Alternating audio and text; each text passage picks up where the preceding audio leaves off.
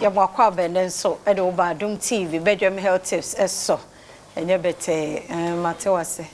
ebe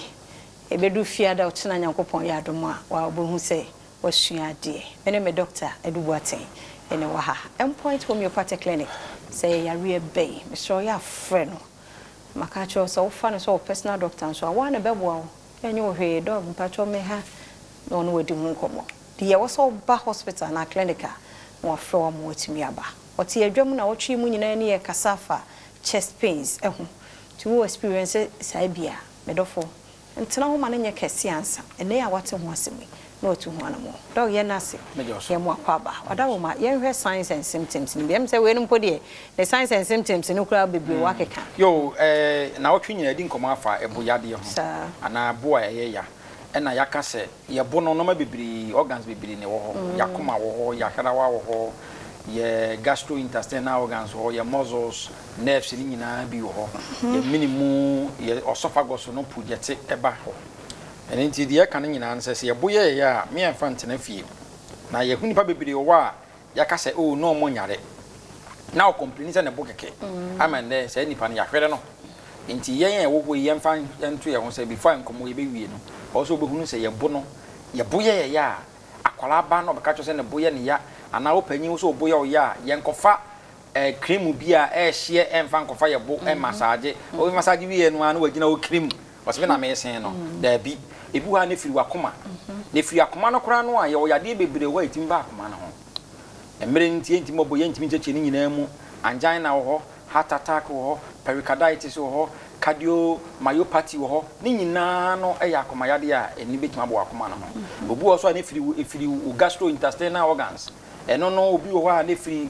esophagitis the minimum no ne esophagus na inflamed obu ha ne firi acid reflux ana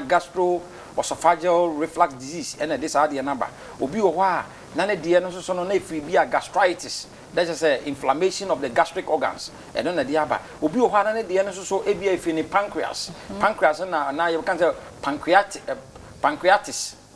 ana pancreatitis eno so etimi kofa ba obu a na firi ni gallstones na ana say ni gallbladder no na bia stones bia ya de bia kan say gallstones ena de ekofa sa de ne ba ye eno so etimi ma obo eye wo ya obu so na firi lungs ene ye kan ye say eno so firi lungs eno so a eno so pneumonia etimi de ba asthma etimi de ba viral bronchitis etimi de ba ana say yade yi a ehu kase tuberculosis eno so kura so etimi yes eno kwa so etimi kofa one of the signs etimi kofa ba yes eno so kwa etimi ekofa ba apart from that eno so obi okra na fi ne muscles no ana ne nerves no na se fi muscles no a obi ho na injury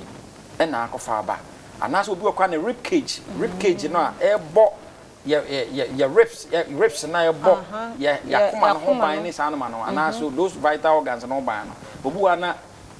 injury abem eno so etimi etimi ekofa ba we mu nyina etimi kofa yi ba na mom science ye betima sa daadi yade bia se ye efi wakoma no ena de ema obo ye oya obo se obo no eye wo ya ohumi ensi so wakoma bobo peri we bibi kakra na wabre wona asokra betimi atatai se fi wo lungs no ena ema obo aya wo ya bo so bobo wa bowa obi obu amoja ebetimi firi maba obu okra so ane wano a wo bo no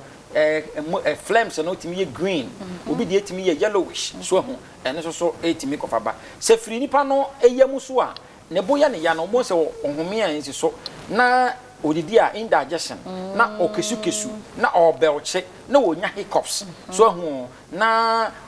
you know bad breath great me feeling no ba say enti obia ne se de ne no na emo no obi ha bo se ne bo no ayi ne tin na obowa na esi na chi ne nyina no eye signs and symptoms ya other than what chest pains enti bia ne symptoms ya e be than ho edi eti say ade bi ha obia no Endpoint Homeopathic Clinic say stroke no mfante na fie